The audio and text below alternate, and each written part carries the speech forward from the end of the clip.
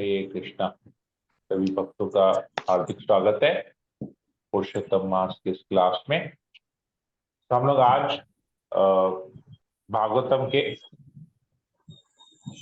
अष्टम स्कंद के तीसरे अध्याय गजेंद्र की प्रार्थनाएं, इस अध्याय का नाम है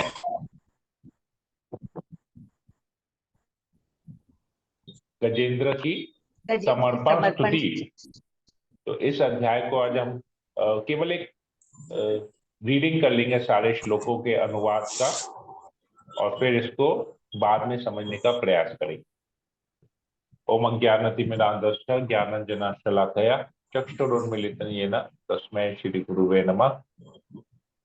नमो विष्णुपादाय कृष्णप्रेष्ठाय भूतले श्रीमते भक्तिवेदांत स्वामिनिति नाम्ने नमस्ते सरस्वती देवे गौरवाणी प्रचारिणे निर्विशेष शून्यादि पाश्चात्य देवतारिणे वंशाकल्पतरुभ्यश्च कृपा सिन्धुभैव च पतितानां पावनेभ्यो वैष्णवेभ्यो नमो नमः। जय श्री कृष्ण चैतन्य प्रभु नित्यानंद श्री अद्वैत गदाधर श्रीवासादि गौर भक्तवृंदा। हरे कृष्णा कृष्णा कृष्णा हरे हरे, हरे राम राम हरे। ओम नमो भगवते वासुदेवाय। ओम नमो भगवते वासुदेवाय। ओम नमो भगवते वासुदेवाय। श्रीमद् भागवतम अष्टम स्कंद अध्याय 3 श्लोक नंबर 1। श्री सुखदेव गोस्वामी ने आगे कहा, तत्पश्चात गजेंद्र ने अपना मन पूर्ण बुद्धि के साथ अपने हृदय में स्थिर कर लिया और उस मंत्र का जप प्रारंभ किया जिसे उसने इंद्रद्युम्न के रूप में अपने पूर्व जन्म में सीखा था और जो कृष्ण की कृपा से उसे स्मरण था। श्लोक नंबर 2। गजेंद्र ने कहा, मैं परम पुरुष वासुदेव को सादर नमस्कार करता हूं। ओम नमो भगवते वासुदेवाय। उन्हीं के कारण यह शरीर आत्मा की उपस्थिति के कारण कर्म करता है, अतएव वे प्रत्येक जीव के मूल कारण है। वे ब्रह्मा तथा शिव जैसे महापुरुषों के लिए पूजनीय हैं और वे प्रत्येक जीव के हृदय में प्रविष्ट हैं। मैं उनका ध्यान करता हूं। श्लोक नंबर 3। भगवान ही वह परम पद है जिस पर प्रत्येक वस्तु टिकी हुई है।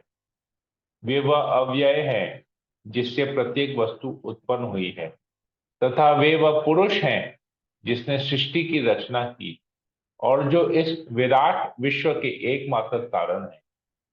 फिर भी वे कारण कार्य से पृथक हैं। मैं उन भगवान की शरण ग्रहण करता हूं जो सभी प्रकार से आत्मनिर्भर हैं।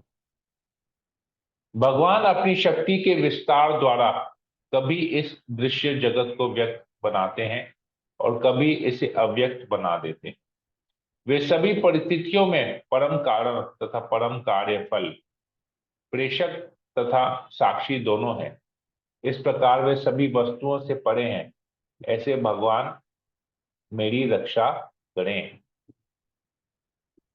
कालक्रम से जब लोकों तथा उनके निदेशकों एवं पालकों समेत ब्रह्मांड के सारे कार्य कारणों का संहार हो जाता है तो गहन अंधकार की स्थिति आती है, किंतु इस अंधकार के ऊपर भगवान रहता है। मैं उनके चरण कमलों की शरण ग्रहण करता हूं। आकर्षक वेशभूषा से ढके रहने तथा विभिन्न प्रकार की गतियों से नाचने के कारण रंगमंच के कलाकार को श्रोता समझ नहीं पाते। इसी प्रकार परम कलाकार के कार्यों तथा स्वरूपों को बड़े बड़े मुनि या देवता गण भी नहीं समझ पाते, और बुद्धिहीन तो तनिक भी नहीं, जो पशुओं के तुल्य है। न तो देवता तथा मुनि, न ही बुद्धिहीन मनुष्य भगवान के स्वरूप को समझ सकते हैं, और न ही वे उनकी वास्तविक स्थिति को अभिव्यक्त कर सकते हैं। ऐसे भगवान मेरी रक्षा करें। जो सभी जीवों को समभाव से देखते हैं, जो सबों के मित्रवत हैं, तथा जो जंगल में ब्रह्मचार्य, वानप्रस्थ तथा संन्यास व्रत का बिना त्रुटि के अभ्यास करते हैं, ऐसे विमुक्त तथा मुनिगण भगवान के कल्याण चरण कमलों का दर्शन पाने के इच्छुक रहते हैं। वही भगवान मेरे गंतव्य हैं। भगवान भौतिक जन्म, कार्य, नाम, रूप, गुण या दोष से रहित हैं। यह भौतिक जगत जिस अभिप्राय से सृजित और विनष्ट होता रहता है, उसकी पूर्ति के लिए वे अपनी मूल अंतरंगा शक्ति द्वारा रामचंद्र या भगवान कृष्ण जैसे मानववत रूप में आते हैं। उनकी शक्ति महान है और वे विभिन्न रूपों में भौतिक कलमश से सर्वथा मुक्त होकर अद्भुत कर्म करते हैं। अतः वे परम ब्रह्म है। मैं उन्हें नमस्कार करता हूँ। मैं उन आत्म प्रकाशित परमात्मा को नमस्कार करता हूँ जो प्रत्यक्ष प्रत्येक हृदय में साक्षी स्वरूप स्थित हैं, व्यष्टि जीवात्मा को प्रकाशित करते हैं और जिन तक मन, वाणी या चेतना के प्रयासों द्वारा नहीं पहुंचा जा सकता। भगवान की अनुभूति उन शुद्ध भक्तों को होती है जो भक्ति योग की दिव्य स्थिति में रहकर कर्म करते हैं। वे अकलुषित सुख के दाता हैं और दिव्य लोक के स्वामी हैं। अतः मैं उन्हें नमस्कार करता हूँ। मैं सर्वव्यापी भगवान वासुदेव को, भगवान के भयानक रूप नरसिंह देव को, भगवान के पशु रूप वरादेव को, निर्विशेषवाद का उपदेश देने वाले भगवान दत्तात्रेय को, भगवान बुद्ध को तथा अन्य सारे अवतारों को नमस्कार करता हूँ। मैं उन भगवान को सादर नमस्कार करता हूँ जो निर्गुण हैं, किंतु भौतिक जगत में सतो, रजो तथा तमो गुणों की को स्वीकार करते हैं। मैं निर्विशेष ब्रह्म तेज को भी सादर नमस्कार करता हूँ। मैं आपको नमस्कार करता हूँ। आप परमात्मा हर एक के अध्यक्ष तथा जो कुछ भी घटित होता है उसके साक्षी हैं। आप परम पुरुष प्रकृति तथा समग्र भौतिक शक्ति के उद्गम हैं। आप भौतिक शरीर के भी स्वामी हैं। अतएव आप परम पूर्ण हैं। मैं आपको सादर नमस्कार करता हूँ। हे भगवान, आप समस्त इंद्रिय विषयों के दृष्टा हैं। आपकी कृपा के बिना संदेहों की समस्या के हल होने की कोई संभावना नहीं है। यह भौतिक जगत आपके अनुरूप छाया के समान है। निस्संदेह मनुष्य इस भौतिक जगत को सत्य मानता है, क्योंकि इससे आपके अस्तित्व की झलक मिलती है। हे भगवान, आप समस्त कारणों के कारण हैं, किंतु आपका अपना कोई कारण नहीं है। अतएव आप हर वस्तु के अद्भुत कारण हैं। मैं आपको अपना सादर नमस्कार अर्पित करता हूँ। आप पंचरात्र तथा वेदांत सूत्र जैसे शास्त्रों में निहित वैदिक ज्ञान के आश्रय हैं, जो आपके साक्षात स्वरूप हैं और परंपरा पद्धति को स्रोत है। क्योंकि मोक्ष प्रदाता आप ही हैं, अतएव आप ही अध्यात्मवादियों के एकमात्र आश्रय हैं। मैं आपको सादर नमस्कार करता हूँ। हे प्रभु, जिस प्रकार अननी काष्ठ में अग्नि ढकी रहती है, उसी प्रकार आप तथा आपका असीम ज्ञान प्रकृति के भौतिक गुणों से ढका रहता है, किंतु आपका मन प्रकृति के गुणों के कार्यकलापों पर ध्यान नहीं देता। जो लोग आध्यात्मिक ज्ञान में बड़े चढ़े हैं, वे वैदिक वाङ्मय में निर्देशित विधि विधानों के अधीन नहीं होते। क्योंकि ऐसे उन्नत लोग दिव्य होते हैं, अतएव आप स्वयं उनके शुद्ध मनों में प्रकट होते हैं। इसलिए मैं आपको सादर नमस्कार करता हूँ। क्योंकि मुझ जैसे पशु ने परम मुक्त आपकी शरण ग्रहण की है, अतएव आप निश्चय ही मुझे इस संकट में स्थिति से उबार लेंगे। निस्संदेह अत्यंत दयालु होने के कारण आप निरंतर मेरा उद्धार करने का प्रयास करते हैं। आप अपने परमात्मा रूप अंश से समस्त देहधारी जीवों के हृदय में स्थित हैं। आप प्रत्यक्ष दिव्य ज्ञान के रूप में विख्यात हैं और आप असीम हैं। हे भगवान, मैं आपको सादर नमस्कार करता हूँ। हे प्रभु, जो लोग भौतिक कलमश से पूर्णतः मुक्त हैं, वे अपने अंत स्थल में सदैव आपका ध्यान करते हैं। आप मुझ जैसों को के लिए दुष्प्राप्य हैं, जो मनोरथ, घर, संबंधियों, मित्रों, धन, नौकरों तथा सहायकों के प्रति अत्यधिक आसक्त रहते हैं। आप प्रकृति के गुणों से निष्कलुषित भगवान हैं। आप सारे ज्ञान के अगाध परम नियंता हैं। अतः मैं आपको सादर नमस्कार करता हूँ। भगवान की पूजा करने पर जो लोग धर्म, अर्थ, काम तथा मोक्ष इन चारों में रुचि रखते हैं, वे उनसे अपनी इच्छा अनुसार इन्हें प्राप्त कर सकते हैं। तो फिर अन्य आशीर्वादों के विषय में क्या कहा जा सकता है? कभी कभी भगवान ऐसे महत्वाकांक्षी पूजकों को आध्यात्मिक शरीर प्रदान करते हैं। जो भगवान असीम कृपालु हैं, वे मुझे वर्तमान संकट से तथा भौतिकतावादी जीवन शैली से मुक्ति का आशीर्वाद दे। ऐसे अनन्य भक्त जिन्हें भगवान की सेवा करने के अतिरिक्त अन्य कोई चाह नहीं रहती, वे पूर्णतः शरणागत होकर अपनी पूजा करते हैं, उनकी पूजा करते हैं और उनके आश्चर्यजनक तथा शुभ कार्यकलापों के विषय में सदैव सुनते तथा कीर्तन करते हैं। इस प्रकार वे सदैव दिव्य आनंद के सागर में मग्न रहते हैं। ऐसे भक्त भगवान से कोई वरदान नहीं मांगते, किंतु मैं तो संकट में हूँ, अतः मैं उन भगवान की स्तुति करता हूँ जो शाश्वत रूप में विद्यमान है, जो अदृश्य है, जो ब्रह्मा जैसे महापुरुषों को भी के भी स्वामी है और जो केवल दिव्य भक्ति योग द्वारा ही प्राप्य है। अत्यंत सूक्ष्म होने के कारण वे मेरी इंद्रियों की पहुंच से तथा समस्त बाह्य अनुभूति से परे हैं। वे असीम हैं, वे आदि कारण है और सभी तरह से पूर्ण है। मैं उनको नमस्कार करता हूँ। भगवान अपने सूक्ष्म अंश जीव तत्व की सृष्टि करते हैं, जिसमें ब्रह्मा, देवता तथा वैदिक ज्ञान के अंग साम, ऋग, यजुर तथा अथर्व से लेकर अपने अपने नामों तथा गुणों सहित समस्त चर तथा अचर प्राणी सम्मिलित हैं। जिस प्रकार अग्नि के स्फुलिंग या सूर्य की चमकीली किरणें अपने स्रोत से निकलकर पुनः उसी में समा जाती हैं, उसी प्रकार मन, बुद्धि, इंद्रियां, स्थूल भौतिक तथा सूक्ष्म भौतिक शरीर तथा प्रकृति के गुणों में सतत रूपांतर, विकार, ये सभी भगवान से उद्भूत होकर पुनः उन्हीं में समा जाते हैं। वे न तो देव है, न दानव, न मनुष्य, न पक्षी, न या पशु हैं।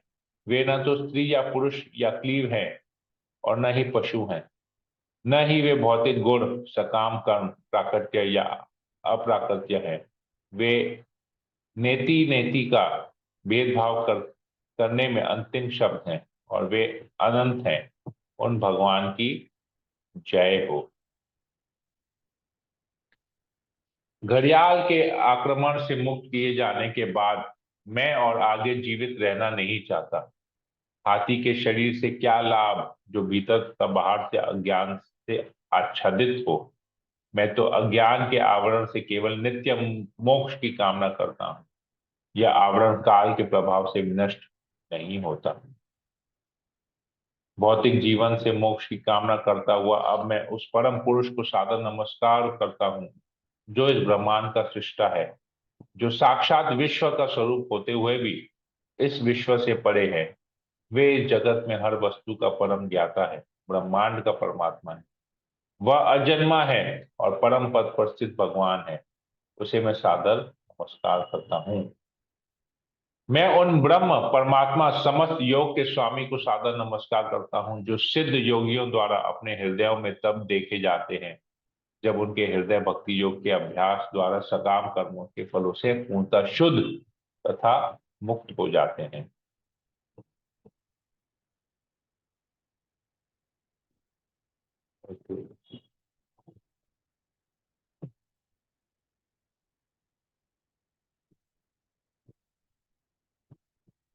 हे प्रभु, आप तीन प्रकार की शक्तियों के दुस्तर वेग में नियामक हैं।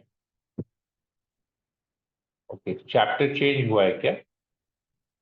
कंटिन्यू हो रहा है? अच्छा, नहीं, कंटिन्यू ही हो रहा है। ओके। हे प्रभु, आप तीन प्रकार की शक्तियों के दुस्तर वेग के नियामक हैं। आप समस्त इंद्रिय सुख के आगार हैं और शरणागत जीवों के रक्षक हैं। आप असीम शक्ति के स्वामी हैं, किंतु जो लोग अपनी इंद्रियों को वश में रखने की में अक्षम हैं, वे आप तक नहीं पहुंच पाते। मैं आपको बारंबार सादर नमस्कार करता हूँ। मैं उन भगवान को सादर नमस्कार करता हूँ जिनकी माया से ईश्वर का अंश जीव देहात्म बुद्धि के कारण अपनी असली पहचान को भूल जाता है। मैं उन भगवान की शरीर ग्रहण करता हूँ, इन उन भगवान की शरण ग्रहण करता हूँ जिनके यश को समझ पाना कठिन है।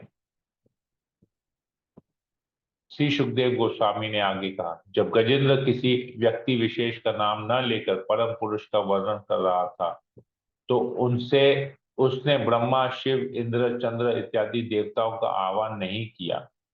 अतएव इनमें से कोई भी उसके पास नहीं आया, किंतु चूंकि भगवान हरि परमात्मा पुरुषोत्तम है, अतएव वे गजेंद्र के समक्ष प्रकट हुए। गजेंद्र के प्रार्थना करने के कारण उसकी विकट स्थिति को समझने के पश्चात सर्वत्र निवास करने वाले भगवान हरि देवताओं समेत वहां प्रकट हुए। ये देवता उनकी स्तुति कर रहे थे। अपने हाथों में चक्र तथा अन्य आयुध लिए और अपने वाहन गरुड़ के पीठ पर सवार होकर वे तीव्र गति से अपनी इच्छानुसार गजेंद्र के समक्ष प्रकट हुए। घड़ियाल ने गजेंद्र को जल में बलपूर्वक पकड़ रखा था, जिससे वह अत्यधिक पीड़ा का अनुभव कर रहा था। किंतु जब उसने देखा कि नारायण अपना चक्र घुमाते हुए गरुड़ की पीठ पर बैठकर आकाश में आ रहे हैं, तो उसने तुरंत ही अपने सूंड में कमल का एक फूल ले लिया और अपनी वेदना के कारण अत्यंत कठिनाई से निम्नलिखित शब्द कहे, हे भगवान नारायण, हे ब्रह्मांड के स्वामी, हे परमेश्वर, मैं आपको सादर नमस्कार करता हूँ। तत्पश्चात गजेंद्र को ऐसी पीड़ित अवस्था में देखकर अजन्मा भगवान हरि तुरंत अहेतु की कृपावश गरुड़ की पीठ से नीचे उतरे और गजेंद्र को घड़ियाल समेत जल के बाहर खींच लिया। तब समस्त देवताओं की उपस्थिति में जो सारा दृश्य देख रहे थे, भगवान ने अपने चक्र से घड़ियाल के मुख को उसके शरीर से पृथक कर दिया। इस प्रकार उन्होंने गजेंद्र को बचा लिया। इस प्रकार श्रीमद् भागवत के अष्टम स्कंद के अंतर्गत गजेंद्र की संपूर्ण स्तुति नामक तीसरे अध्याय को भक्ति वेदांत तात्पर्य पूर्ण हुए। हरे कृष्णा। ग्रंथराज श्रीमद् भागवतम की जय। जगत गुरु श्रील प्रभुपाद की जय। हरे कृष्णा। तो कैसा लगा ये स्तुति? बहुत एक बार स्पीड में ही पढ़ लिए, पर फिर भी क्योंकि हम लोग पुरुषोत्तम योग 15वें अध्याय का पाठ किए हैं, तो बहुत सारे पॉइंट्स यहाँ और वहां पर सिमिलर हैं जो भगवान अपने लिए बता रहे हैं। 15वें अध्याय में यही सब चीज गजेंद्र भी यहाँ बता रहे हैं, स्तुति कर रहे हैं भगवान की।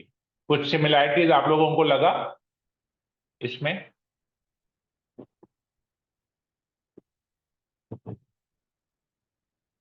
भगवान कहते हैं, मैं सबके हृदय में परमात्मा के रूप में हूं, सर्वस्व चाहम हृदय सन्निविष्टो मत्त स्मृति ज्ञानम अपोहनम च। गजेंद्र भी यही कहते हैं कि आप हरि हैं, आप परमात्मा हैं, आप सबके हृदय में हैं, आपसे ही सारे वेद आते हैं। भगवान कहते हैं सारे वेद मेरे से आते हैं। तो भगवान कहते हैं कि सब कुछ, सभी जीव मेरे अंश हैं और इस भौतिक जगत में वो कष्ट प्राप्त कर रहे हैं। गजेंद्र भी यही कह रहे हैं कि सारे जीव आपके अंश है। ब्रह्मा, शिव, सारे मनुष्य, सब पशु पक्षी सब आपके अंश हैं और सब लोग इस भौतिक जगत में उलझे हुए हैं। देखिए कितना सिमिलर है। भगवान कहते हैं मैं ही सब चीज में प्रवेश करके शक्ति प्रदान करके सबको, सारे ग्रहों को धारण करके रखा हूं। गजेंद्र भी सिमिलर टाइप का कह रहे हैं कि आप ही सर्वत्र है, विद्यमान है और आप ही सब जगह उपस्थित हैं। फिर गजेंद्र कहते हैं इस भौतिक जगत को के बंधन को काट पाना बहुत कठिन है, परंतु गंतव्य क्या है? भगवान का धाम। तो भगवान भी पहले 5 श्लोकों में गीता में यही बताते हैं कि ये भौतिक जगत है, एक अश्वत्थ वृक्ष है, उल्टा है, इसमें आसक्ति है, ये है, वो है, विरक्ति के शस्त्र से इसको काटना है और वापस भगवत धाम आना है। तो ये सिमिलर है, अगर आप लोगों को याद होगा। हरे कृष्णा। ओके, तो कोई प्रश्न, कोई कमेंट? आशा रानी माता जी। जी हाँ प्रभु जी, काफी चीजें सेम है उसमें, हम ये दोनों में 15वें अध्याय में और एक गजेंद्र की स्तुति में, हम्म, गजेंद्र महाराज की जो स्तुति थी, वो सारे पॉइंट्स जो है उसमें कवर हो गए। हम्म। अच्छा, इसको हम लोग और डिटेल में करेंगे डेली। एक एक दो दो श्लोक को हम लोग अभी कल से कवर करेंगे। देखते हैं कितना हम लोग इसको अच्छी तरह से कर पाते हैं। आई थिंक 3 है। 33 श्लोक है। ठीक है, 33 श्लोक है। तो इसमें तो देखिए, उन्होंने किसी को, उन्हें हर चीज में केवल परम पुरुष परम पुरुष परम पुरुष के बारे में कहा। तो परम पुरुष भगवान नारायण स्वयं आ गए वहां पर उसकी रक्षा करने के लिए। तो बहुत इंपॉर्टेंट पॉइंट है ये। पुरुषोत्तम भगवान कौन है, तो जानना, उनको समझना। कोई भी देवी देवता वहां प्रकट नहीं हुए, लेकिन जब भगवान आए वहां पर गरुड़ पे सवार होकर, तो सारे देवी देवता भी वहां पर प्रकट हो गए। और इस लीला का देखने के लिए, भगवान की इस लीला का दर्शन करने के लिए वहां पर आ गए। और किसी को कुछ पूछना है, कुछ बोलना है? हरे कृष्णा प्रभु। हरे कृष्णा। यस प्रभु माता ये जी। जो गजेंद्र स्तुति हम लोग कर रहे हैं प्रभु, ये थोड़ा सा बताएं कि क्या है ये, क्या चीज के लिए हो रहा है ये। ओके, ये गजेंद्र एक हाथी है। वो पिछले जन्म में इंद्रद्युम्न राजा थे। तो उन्होंने अपराध किया था, और उस अपराध के कारण उनको श्राप मिला था, और इस जन्म में उनको हाथी का शरीर मिला था। तो हाथी का शरीर मिला, तो वो उनका बहुत बड़ा परिवार था। और हाथी, ये गजेंद्र जब चलता था, तो उसके साथ उसके सारे परिवार उनके साथ चलता था। और ये बड़े घमंड में रहता था। तो ये लोग सब अपने परिवार के साथ ये वहां पर लेक में वहां पर नहाने आया था। तो जैसे ही उसने वो पानी के अंदर गया, तो इस मगरमच्छ ने उसके पैर को पकड़ लिया अपने जबड़े से। तो जैसे ही ये हुआ, तो उसके सारे रिश्तेदार, उसकी जो पत्नियां थी, उसके जो पुत्र थे, उसके जो परिवार वाले थे, सब लोग हा हा करने लगे। परंतु उसे बचाने के लिए कोई सामने नहीं आया, किसी ने प्रयास नहीं किया उसको बचाने का। सब केवल वहां पर थे, इस दृश्य को देख रहे थे। और ये युद्ध जो है, जो गजेंद्र के बीच में और मगरमच्छ के बीच में ये फाइटिंग चला, ये करीब करीब 100 साल चला। 100 ईयर्स तक ये फाइटिंग चला। आप पूछेंगे 100 साल तक कैसे, हम लोग ही 100 साल नहीं जी पाते हैं, तो ये लोग 100 साल फाइटिंग कैसे किए? तो ये इसके प्रभु वो जो उसका पी- पैर पकड़ के रखे थे वो 100 साल तक पकड़े हुए था। हाँ, ये फाइटिंग चल रहा था। और ये पिछले पुराने युग की बात है, इस युग की बात नहीं, कलयुग की बात नहीं है। ये इसके पहले ये है, त्रेता युग की बात है। तो वहां पर आयु भी बहुत बड़ी थी। तो उधर 100 साल कुछ नहीं था, क्योंकि वहां पर हजारों साल की आयु थी। तो ये 100 साल कुछ नहीं था उसके बीच में।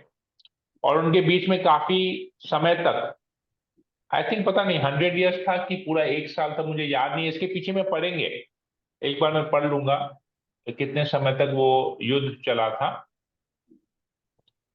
और इसमें क्या हुआ, तो जैसे कि हाथी इज अ लैंड क्रिएचर। हाथी जो है ना, वो जमीन पे, लैंड पे रहता है। और जो ये मगरमच्छ है, वो वाटर का क्रिएचर है। तो अगर जो जहां पर कंफर्टेबल है, वो वहां पर अगर युद्ध करेगा ना, तो ठीक रहता है। लेकिन हाथी अगर ये युद्ध लैंड पे होता ना, तो गजेंद्र जीतता, हाथी जीतता। लेकिन क्योंकि यह यहाँ पर पानी में हुआ, तो पानी में हमेशा डिसबैलेंस रहता है। लैंड क्रिएचर का डिसबैलेंस हमेशा पानी में रहता है। लेकिन पानी में जो कंफर्टेबल है, वो पानी में हमेशा कंफर्टेबल, इसीलिए गजेंद्र जो है हार रहा था। ही कुडेंट विन। तभी उसको अपने पूर्व जन्म की, भगवान की कृपा से, कृष्ण की, जैसे हमने पहले ही श्लोक में पढ़ा था, सुखदेव गोस्वामी कहते हैं, भगवान की कृपा से उसके अपने पूर्व जन्म में जो वो भगवान से प्रार्थना करता, स्तुति करता, तो उसे वो याद आ गया। तो ये चीज जो है वहां पर इसीलिए ये आता है। यहाँ पर एक आता है, इसके पिछले चैप्टर में एक आता है, जब मेरे मित्र तथा अन्य संबंधी हाथी मुझे इस संकट से नहीं उबार सके, गजेंद्र कह रहा है, तो मेरी पत्नियां को तो कहना ही क्या, वे कुछ नहीं कर सकती। यह दैवी इच्छा थी कि इस घड़ियाल ने मुझ पर आक्रमण किया है, अतः मैं उन भगवान की शरण में जाता हूं जो हर एक को, यहां तक कि महापुरुषों को भी सदैव शरण प्रदान करते हैं। तो ये गजेंद्र खुद कह रहा है ये स्तुति, जस्ट इसके पिछले सेकंड चैप्टर के लास्ट दो श्लोकों में 30-33 में वो रियलाइज कर रहा है कि अब मुझे कोई नहीं बचा पाएगा। तो इसका ना हमारे जीवन से बहुत ज्यादा रेलेवेंस है। कैसे रेलेवेंट है कि हम भी जब संकट की घड़ी में या मृत्यु की शैया पे जब लेटे हुए रहते हैं ना, बस हम शरीर छोड़ने वाले होते हैं, तो अच्छा यहां पर लिखा है, राइट, प्रभुपाद ने लिखा है, 1000 वर्षों की लड़ाई के दौरान उसे कोई भोजन नहीं मिल पाया जिससे उसकी शरीर शक्ति क्षीण होने लगी। श्लोक नंबर 30 में, तत्पश्चात जल के भीतर खींचे जाने तथा दीर्घ काल तक लड़ते रहने के कारण हाथी की मानसिक, शारीरिक तथा इंद्रिय शक्ति घटने लगी। इसके विपरीत जल का पशु होने के कारण घड़ियाल का उत्साह, उसकी शारीरिक शक्ति तथा इंद्रिय शक्ति बढ़ती रही। तो हाथी जो है वो लैंड का पशु है, तो उसको पानी में खींचा, और पानी में लड़ाई करते वक्त हाथी को कुछ खाना पीना नहीं मिला, तो उसका शक्ति कम होते गया। और उल्टा तरफ घड़ियाल, क्योंकि पानी का जीव है और पानी में युद्ध हो रहा है, तो उसका उत्साह और बढ़ने लगा, शारीरिक शक्ति और बढ़ने लगी, क्योंकि उसका पानी से उसको पूरा एनर्जी मिलता है। तो प्रभुपाद लिखते हैं, 1000 वर्षों की लड़ाई के दौरान उसे कोई भोजन नहीं मिल पाया जिससे उसकी शारीरिक शक्ति क्षीण होने लगी। ये हाथी के बारे में बता रहे, गजेंद्र के बारे में। उसकी शारीरिक शक्ति क्षीण होने से मन भी कमजोर पड़ने लगा और उसकी इंद्रियां शिथिल पड़ गई। तो देखते हम जब शरीर साथ नहीं देता है ना, मान लीजिए हमको बुखार है, बुखार में हमारा शरीर वीक हो जाता है, तो क्या ना हमारा मन भी कमजोर हो जाता है, हमारी इंद्रियां भी कमजोर है, हमको कुछ करने की इच्छा नहीं होती है, एकदम मतलब एक डिप्रेशन स्टाइल का स्टेज में चले जाते हैं जब शरीर साथ नहीं देता है। तो यही चीज यहाँ पर बताया जाए तो बहुत रेलेवेंट है हमारे जीवन से। कैसे रेलेवेंट है कि जब हम अब मृत्यु की शैया पर लेटे हुए रहते हैं ना, तो जैसे गजेंद्र यहाँ पर बता रहे, कोई मेरी मदद नहीं किया, जब मेरे सगे संबंधी मदद नहीं कर रहे हैं तो मेरी पत्नियां क्या कर सकेंगी, कुछ नहीं होगा, कुछ नहीं कर पाएंगे। तो हम भी जब मृत्यु की शैया में या बहुत ज्यादा अधिक हम बीमार होते हैं, तो हम हॉस्पिटलाइज होते हैं, तो हम पूर्ण रूप से मतलब हमारे सगे संबंधी कुछ कर नहीं पाते हैं, वो केवल हमको अस्पताल तक वो बाहर बैठे रहेंगे, आईसीयू के बाहर बैठे रहेंगे या कहीं पर बैठे रहेंगे, डॉक्टर ही जो करता है, लेकिन डॉक्टर भी एक हद तक, उससे ज्यादा वो कुछ नहीं कर सकता है। तो ये है हमारे जीवन में, ये रेलेवेंट है जो हाथी के जीवन में हो रहा है, गजेंद्र के जीवन में हो रहा है। कोई सगे संबंधी मुझे इस संकट से नहीं उबार सकते हैं, किसी ने उबार ही नहीं सकता। तो यही हमारे जीवन में भी है। तो हम जिस परिवार के ऊपर में, जिस सगे संबंधियों के ऊपर में हम घमंड करते हैं और हमको लगता है कि ये मेरे आश्रय में, कुछ भी करूं ये लोग हमेशा मुझे देखेंगे, तो ये संभव नहीं है, क्योंकि सब कोई टेम्पोररी है, क्योंकि ये भौतिक जगत ही टेम्पोररी है। तो यहाँ पर रहने वाले जितने भी जीव है वो भी टेम्पोररी हैं। तो सब लोग की शक्ति सीमित है, कोई अनलिमिटेड नहीं है, यहाँ पर असीमित नहीं है, सबकी सीमा है, सबका एक बाउंडेशन है कि वो उस हद से ज्यादा कर नहीं सकता है। तो परंतु गजेंद्र को ऐसा है, गजेंद्र को लगा कि नहीं ये पूरा परिवार है और मुझे भी कुछ नहीं होगा, इनको भी कुछ नहीं होगा। तो हम भी जब प्लानिंग करते हैं, हम लोग जब किसी को बोलते हैं भक्ति करो, जप करो, क्लास करो, बोलते हैं नहीं यार अभी तो कमाने का टाइम है, अभी परिवार घूमने फिरने का टाइम है, ये करने का है, वो करने का, भक्ति भक्ति बाद में, वो 60 साल के बाद, अभी तो एंजॉय है। 60 साल के बाद भी लोग इतना इंद्र तृप्ति में डूब जाते हैं कि वो लोग कभी भी नहीं कर पाते हैं। कुछ नहीं कर पाते हैं। तो ये चीज है। तो कोई भी समय, जैसे हम लोग कभी कभी बोलते हैं क्या अच्छा, कौन इस जीवन में ज्यादा रहा, कौन बूढ़ा हुआ, एक 60 साल का बुढ़ा जो अभी भी घर में बैठ के टीवी देख रहा है, या एक 25 साल का लड़का जो हरे कृष्ण महामंत्र जप करते करते जिसकी मृत्यु हो गई। तो कौन ज्यादा लकी, कौन ज्यादा भाग्यवान, जिसने 60 साल जिया और अभी भी टीवी देख रहा है, इंद्र तृप्ति कर रहा है, क्लबों में जा रहा है, या वो 25 साल का लड़का जिसने हरे कृष्ण महामंत्र जप करते करते अपना शरीर छोड़ दिया। तो वी नेवर नो कब हम मुसीबत में आएंगे। तो गजेंद्र को भी पता नहीं था, वो भी एकदम आराम से अपने झुंड के साथ घूमता रहता था। परंतु इधर जब घड़ियाल ने उसको पकड़ लिया, तब उसको रियलाइज हुआ कि नहीं, मैंने जो किया है, मैं जिसके भरोसे था सबने मुझे छोड़ दिया। अब केवल एक हरि ही हमारे आश्रय है, परम पुरुषोत्तम भगवान, परम पुरुष भगवान नारायण, भगवान हरि ही मेरी रक्षा कर सकते हैं। तो जैसे ही, क्योंकि अब उसका पैर अटका हुआ है, मगरमच्छ ने उसके पैर को पकड़ लेके रखा है, तो वो दंडवत नहीं कर पा रहा था। तुरंत उसने क्या किया, उधर से एक कमल का पुष्प उठाया और भगवान को, वहां पर भगवान को दिखाया। तो भगवान को हमको हमेशा, तो ये एक शिक्षा हमको भी मिलती है यहाँ पर, कि हम जब भी भगवान के श्री विग्रह का दर्शन करते हैं तो हमको उनको दंडवत करना चाहिए। उनको एक कमल पुष्प या किसी भी एक पुष्प से हमको भगवान को ऑफर करना चाहिए, और पुष्प देकर, पुष्प दिखा के, पुष्प अर्पण करके हमको भगवान की स्तुति करनी चाहिए। अगर हम स्तुति नहीं कर पाते तो एटलीस्ट भगवान का प्रणाम मंत्र हमको याद होना चाहिए। हे कृष्ण करुणा सिंधु दीन बंधु जगतपति गोपेश गोपिका कांत राधा कांत नमस्तुते। फिर राधा रानी का तप्त कांचन गौरांगी राधे वृंदावनेश्वरी वृषभानुसुते देवी परमाणी हरि प्रिय। हम इतने गजेंद्र जैसे या अनिरुद्ध महाराज जैसे शुद्ध भक्त नहीं है, महान भक्त नहीं है, तो हमको इतना बड़ा स्तुति हो सकता है हम नहीं कर पाए, लेकिन एटलीस्ट ये नमस्कार, ये प्रणाम मंत्र जो है, यही हमारे लिए है। तो हमको ये भगवान को हमेशा शिव विग्रह को देख के दंडवत करके, पुष्प अर्पण करके भगवान को, ये इस मंत्र द्वारा भगवान को प्रणाम करना चाहिए, भगवान की स्तुति करनी चाहिए। हरे कृष्णा। ओके सोनल माता जी, थोड़ा बहुत मैंने बैकग्राउंड बता दिया, I hope it's clear now. हाँ प्रभु, क्लियर हो गया। Okay, thank you very much. Hare Krishna. Okay, और किसी को कुछ पूछना है या कुछ बोलना है? ईशानी, इंदिरा माता जी। नहीं प्रभु जी, थैंक यू सो मच, सब समझ में। ओके, भावना माता जी।